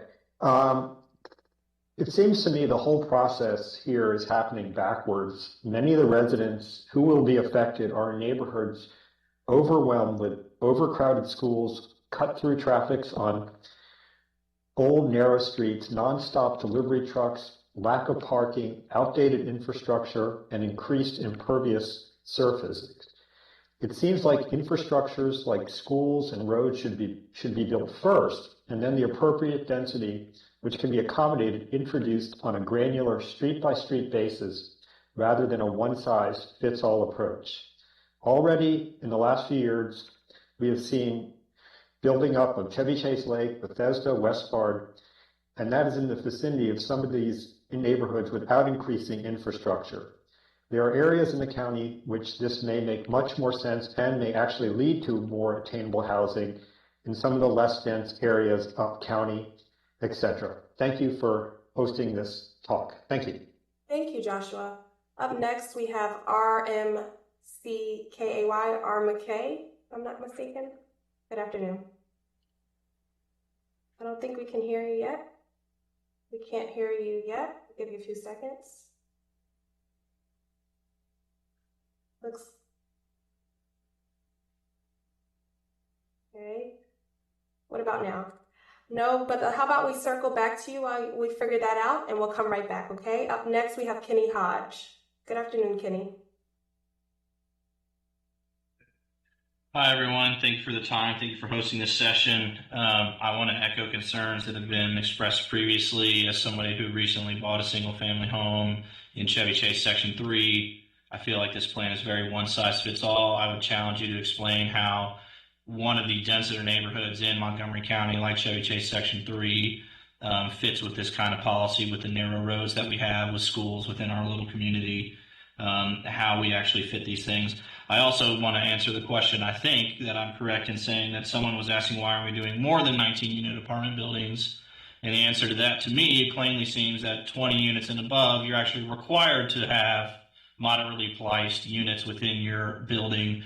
These requirements for this plan actually circumvent that and are just under the cusp of ensuring that there would be actually attainable housing in any of these 19-unit apartment buildings, which we know will all end up actually looking like the dwellings on Wall Street and will not be attainable. Eliminating single-family homes by building other types of units are only going to make those homes more expensive, and I urge the council to really look at the basic premises here of how they're looking to drive attainable housing. Thank you. Thank you, Kenny. R. McKay, we're going to circle back to you. Can you hear me? Yes, we can hear you now. Okay, right microphone this time. Thank you. Lifelong resident of Montgomery County, 64 years old. Inherited my house because I can't afford it here from my parents. Seen this density thing play out. Chevy Chase Lake is an example where they let the builder build lots of expensive housing based on a project that's over budget and not on schedule. That would be the purple line, which will be so expensive, moderate income, low income people won't be able to provide it. Anyways, and they have a traffic issue. House was built in 1908 and it has the same infrastructure supporting it. So when I sell and you put a quad in here, you're going to be hooking up to 80, 90-year-old infrastructure? I don't think so. You really need to address that. It's and the other thing is quadplex, duplex, in expensive neighborhoods, you get expensive small houses. It's going to be market value. It's not going to be affordable by any means. I think that's probably it. Thanks. Thank you. Up next, we have Hanny or Hanai. Oh, let me turn myself off here. Yeah, we can hear you. Oh, hi. Thank you. Good afternoon. Thank you for providing the opportunity to speak and express our comments and concerns. While I absolutely support the idea of affordable housing in our area, I'm strongly opposed to the implementation and approach that's being laid out. Detailed analysis is truly lacking in the final report, especially around the impact on infrastructure. Current infrastructure policies need to be addressed first. More importantly, improve the infrastructure that is existing today. Build new, smaller neighborhood schools. Solve the stormwater irrigation issues. Improve traffic flows in parking areas. Increase the safety of biking and pedestrian pathways. And at the same time, please have your teams and task forces come out to each community here in Montgomery County. Every community is different, as other concerned residents have expressed here. I live in the Ashburton neighborhood, which is in the Walter Johnson High School cluster with 3 young children in the public school system. The Ashburn area, similar to other Bethesda, North Bethesda towns, is experiencing a remarkable amount of infill right now. New structures, new developments everywhere that are falling squarely within the Ashburton boundary. Not only are we dealing with increased traffic congestion, but we're dealing with it all throughout our school neighborhood. We're dealing with a lack of planning around building these new developments and their impacts on our schools. The planning board continues to greenlight new development without consideration to the schools and to our infrastructures. Ashburn is at near overutilization. Walter Johnson, where students are attending high school, it has a capacity of 3,000 students for a facility meant for 2,300 students. Thank you. Thank you. Up next, we have Paul Allen. Good afternoon, Paul. Okay. Hi, I hope I'm unmuted. Yes, you're unmuted. We can hear you. Well, I think a number of people have pointed out the very serious flaws in this proposal. Showing a picture of a tear down McMansion and saying, well, we'll just put 2 front doors on it. And it'll, of course, because those units will be smaller, they'll be more affordable. That's not how it's going to work at all. And I think we all know that. In high property value neighborhoods, those new units will be very expensive. I think all of the issues that have been raised around all the various types of infrastructure costs are completely legitimate. What this boils down to is a classic case of socializing the risk and privatizing the profits. And if this is just an up or down decision, then it has to be rejected and sent back to the drawing board, where affordability needs to be the guiding light for this next round, because this is not going to produce affordable housing. It just won't. Thank you. Thank you, Paul. Up next, we have Drew Polikoff. Hi, Drew. Hi, good afternoon. I grew up in Montgomery County, and my wife and I moved to Chevy Chase Section 5 a few years ago to start our family. We have a 1-year-old child. Like others, I support the purported policy rationale and goals of this proposal, which are admirable.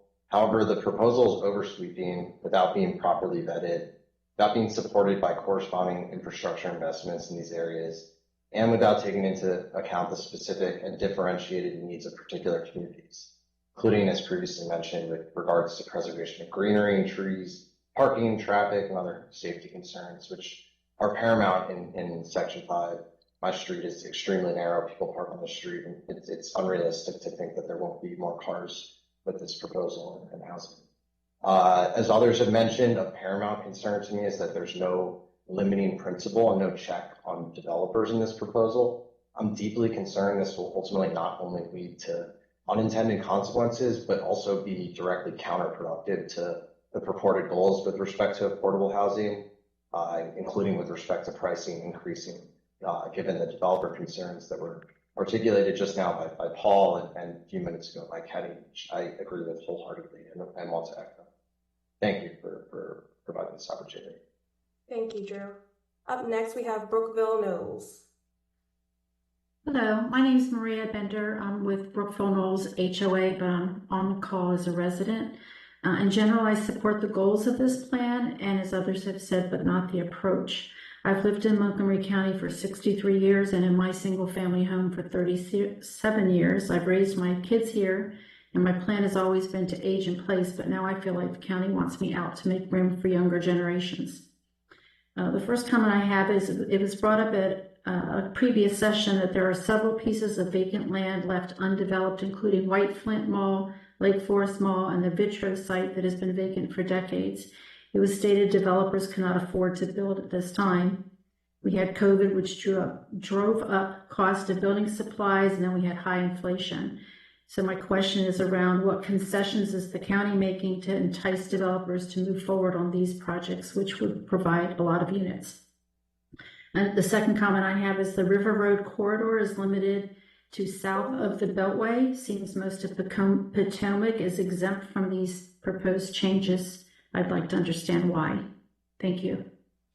Thank you. Up next, we have Ben Tregenberg. Hi, Ben. I think you're muted.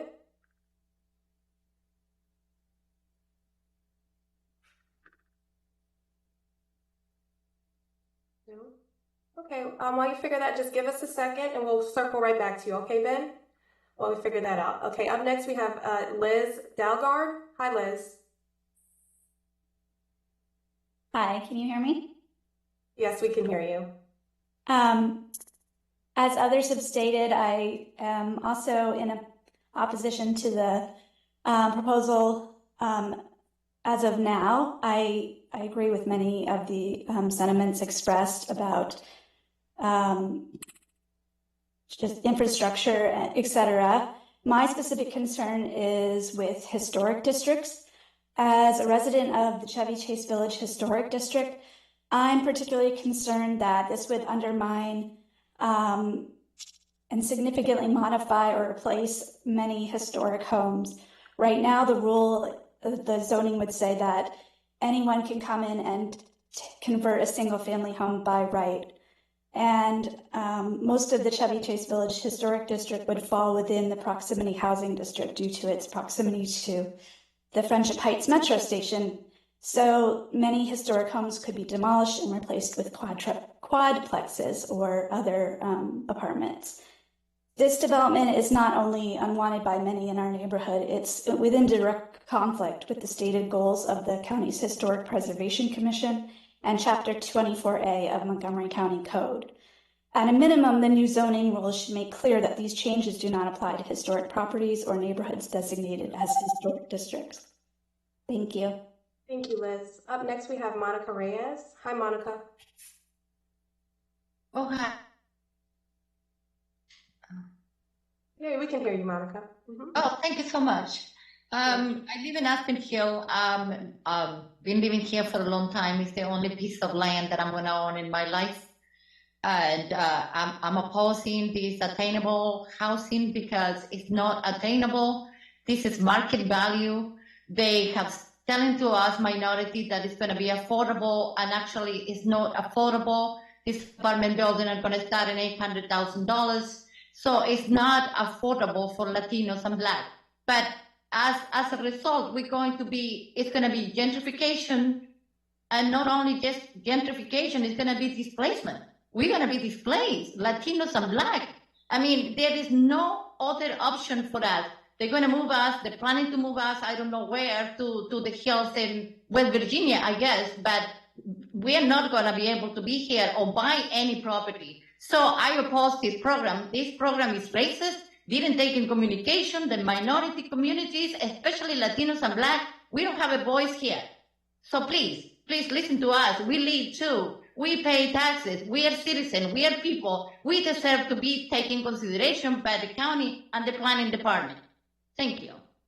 Thank you, Monica. We're going to circle back to the gentleman who had his hand raised. I think it's under Zoom user, I see. Yes. Let's see if we can hear you now. Me? Yep, I can hear you. All right. Yeah, thank you. It was appreciate all the points that have been brought up and appreciate your time. A lot of valuable input here. I don't envy the decision makers. My main concern as a father of a 4- and 6-year-old are the overcrowding of the schools. It's a big issue. They all seem to be bursting at the seams right around here. We're in the North Bethesda area, but it seems to be kind of all over the place. Second is the infrastructure issue, drainage, stormwater runoff. Our house flooded about 3 years ago, a year into owning our home. It had never flooded in 50 plus years, and then it massively flooded out a bunch of houses. Now we may be turning into a flood zone. And most of this can be attributed to the development going on, hasty development nearby that has not addressed a lot of the runoff. So just need to make sure that the infrastructure is updated to handle this. And then what a lot of people have said, just concerned that property developers may be unintended winners of this whole thing and not the intended parties of the development. But do support the initiative overall for sure. Just needs to be done smart and with everything taken into account. Thank you very much for your time. Thank you. Up next, we have Nina Coltnow. Nina Coltnow. Hi, Nina. Hi. Am I unmuted? Yes, okay. I can hear you. Yes. Thank you for this opportunity. I agree with those who expressed concerns about infrastructure, potential loss of trees and greenery, and also about the profit-driven development strategies within residential neighborhoods. I think some minor changes could make a big difference. One would be to focus more of the building in the outlying areas of the county and not so close in. And one would be to change that 500-foot zone from the corridors to maybe just on the corridor and abutting properties, like one house off. 500 feet in does mean that you could change the nature of a lot of neighborhoods, but that won't happen if you keep it right onto the corridors. Let's see what else I have. And I'm talking about triangle quadplexes. I think that if ADUs and duplexes were allowed for anybody who is a property owner, not a developer, that could also go a long way to solving the issues, particularly of people who want to age in place or add family members to their property. Thank you. Thank you, Nina. Up next, we have Alexandra Franzway. Hi, Alexandra. I think you're muted. Hi, can you hear me? Okay, thank you. Good afternoon. I'm a homeowner in Silver Spring, and I'm supportive of portions of this plan, but have concerns and questions about several details or omissions. Notification to residents of these potential changes and community listening on specific components of this plan and how they would be addressed by the county has not been sufficient. Much of the discussion pits NIMBYism against access to housing, and we are missing more research and definition on the nuance of the plan's impact on infrastructure, actual affordability, and measures to protect against tree loss and account for environmental impact. A flag that the plan itself raises is missing. A quick personal note, I also had my first child less than a week ago and was released from the hospital less than 48 hours ago. Even though I'm not really in a position to prioritize this Zoom meeting, I felt I had no choice because of the importance of this discussion, and it was my only opportunity to listen, learn, and comment. Only one virtual option in the middle of a workday with restricted capacity and advanced registration required is not a picture of community engagement and listening, and the Council and Planning Board should do more to engage. I'd also just like to second the suggestions made earlier that the county should notify residents of this plan rather than require us to advocate within our neighborhoods or inform other people about this plan, and also allow a period for comment and potentially a vote. Thank you. My appreciation to everyone who's made the time to be here today on the Council, the Planning Board, and of course, all the community members. Thank you. Thank you, Alexandra. Up next, we have Ngun Par.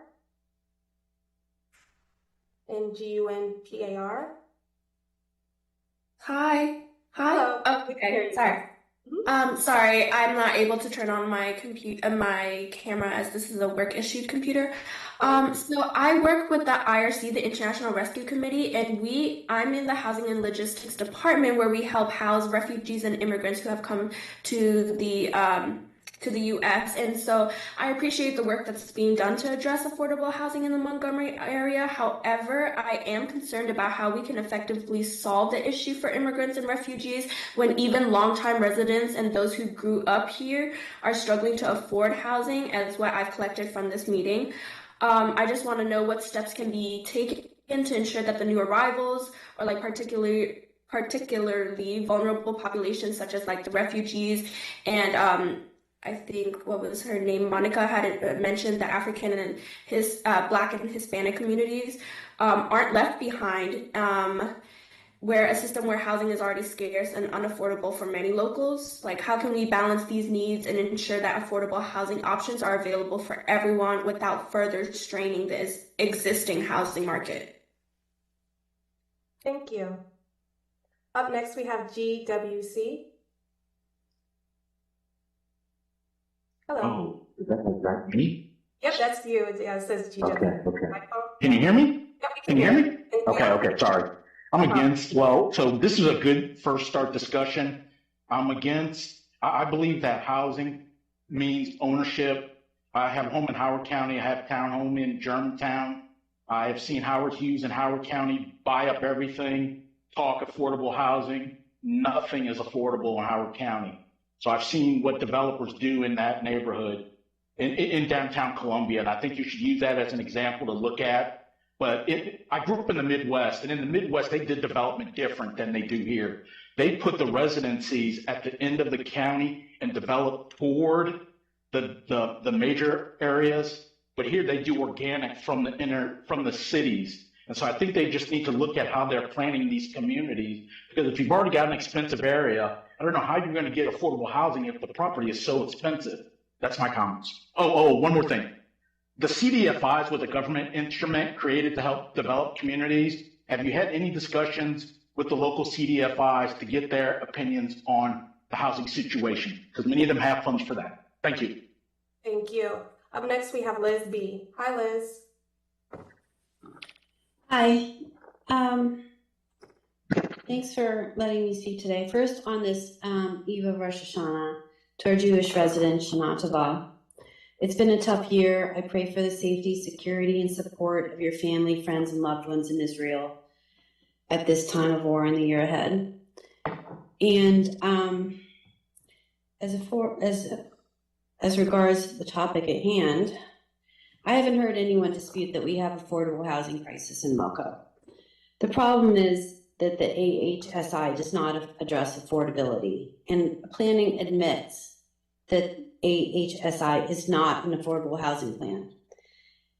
The problem is that, in fact, AHSI is counterproductive because AHSI actually incentivizes the destruction of the cheapest and thus most affordable housing in MoCo that we have already, and its replacement with multiplex housing that it will inevitably cost more than the housing it demolished. Frankly, it offends my and many others' intelligence.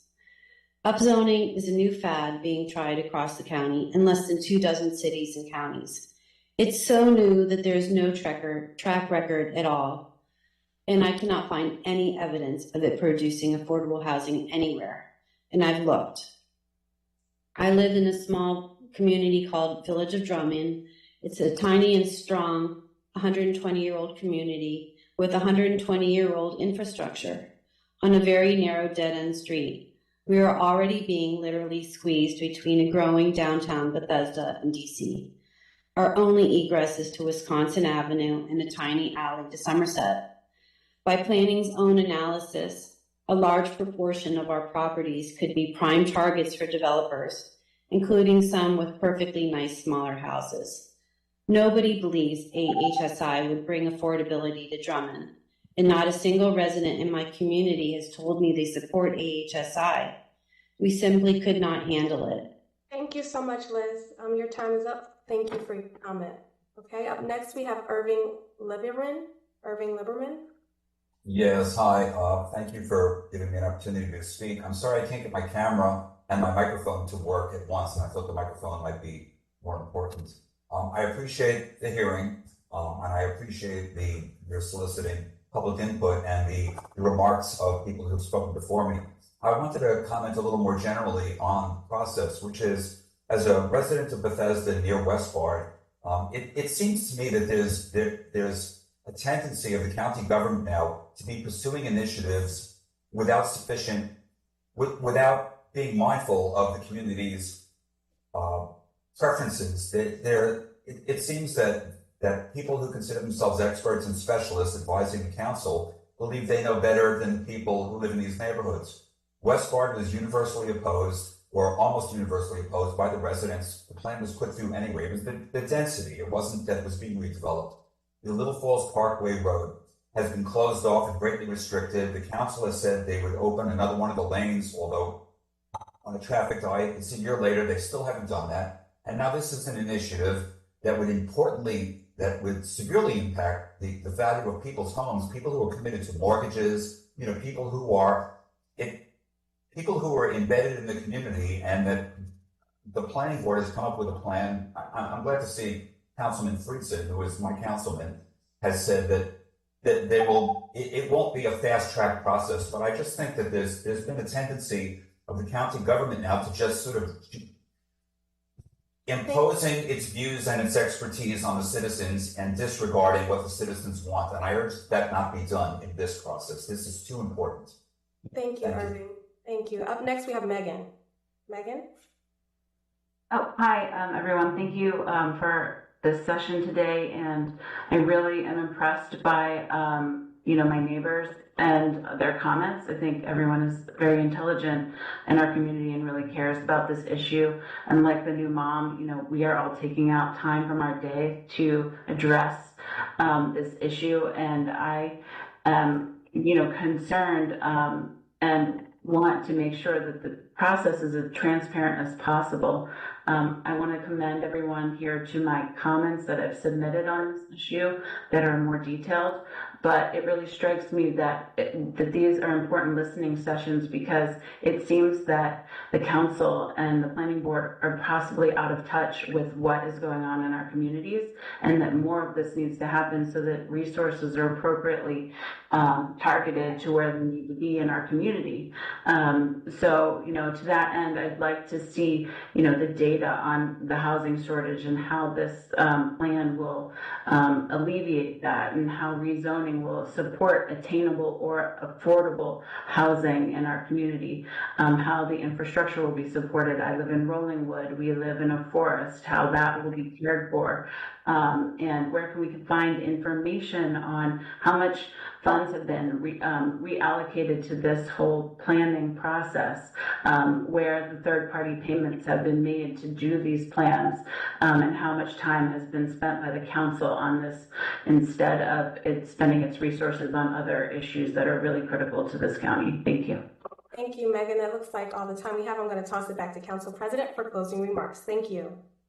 Thank you so much. Really appreciate all of your efforts today. Jordan, you did a beautiful job managing and navigating through this with a lot of people. This is the largest call that I have ever been part of, and really appreciate all of your efforts.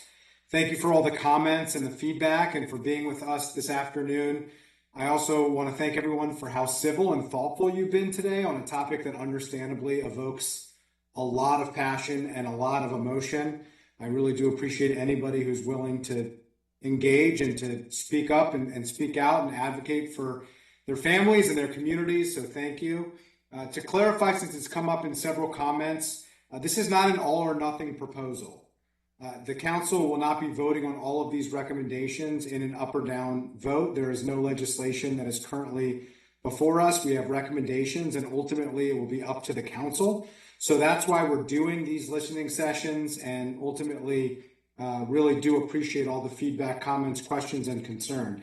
As I noted earlier, following the listening sessions we've hosted throughout the county in White Oak, Germantown, Wheaton, Silver Spring, Bethesda, Chevy Chase, and today's virtual session, Our staff will be working on aggregating all the questions, comments, and concerns we've heard from residents who have shared a wide variety of views and have raised a number of questions and concerns.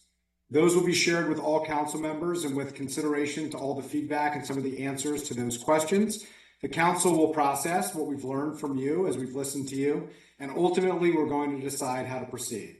In order to move forward, zoning changes will need to be formally introduced at the council and will need to go through the formal legislative process, which has not even begun.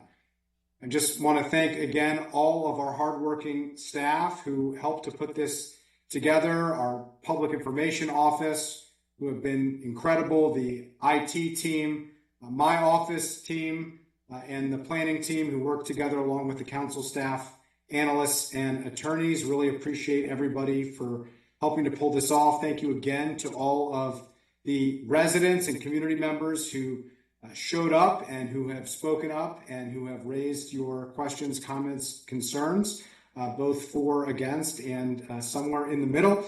I just want to acknowledge, and as some have already, Shana Tova to those who are observing, like me, Rosh Hashanah beginning this evening.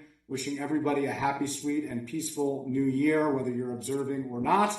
And just want to thank again everybody who's engaged in this. I want to note one more time that the portal is still up. You can still send in your written comments, feedback, questions, and comments. That will be part of what we take under consideration. So we are listening to you and hearing from you both in these sessions and also through what you submit and send to us. Sending it through the portal will make it easier for us to ensure that it is included and shared with all council members as opposed to individual emails. So if you could try to submit your feedback that way, it would help us to make sure that it is being taken under consideration in the most formal way possible and that it is received by all council members and is also received by our staff so that any questions that are raised can be addressed. So thank you for that. Thank you for engaging. Thank you for being part of this process. Thank you for helping us to put together an unprecedented level of public outreach before any legislation is even introduced. It really has helped to have a civil conversation like we were able to today, to be able to understand some of the questions, the comments, and the concerns. And we look forward to continuing this conversation as we move forward, and really appreciate everybody's time. Thank you, and have a good afternoon, and be safe and be well.